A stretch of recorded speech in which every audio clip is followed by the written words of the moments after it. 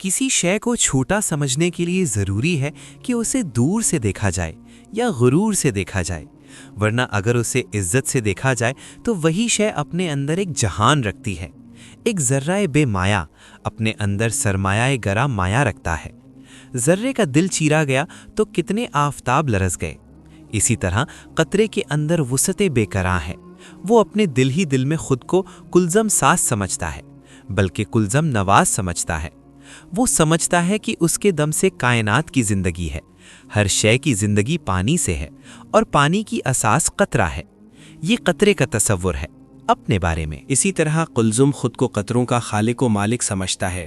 وہ چاہے تو قطروں کو جدائی کے سفر پر روانہ کر دے، اور چاہے تو انہیں وصال کی عطا کے لیے روبرو حاضر کر لے۔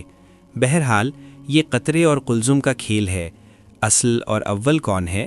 وہ جسے موت نہیں آتی، وہ جسے تبدیلیاں تبدیل نہیں کر سکتیں، وہ جسے ہمیشہ ہمیشہ سے قیام ہے اور ہمیشہ ہمیشہ کے لیے، وہ جسے قابو کرنا، بس میں کرنا، اختیار میں لانا، مسخر کرنا ناممکنات میں سے ہے۔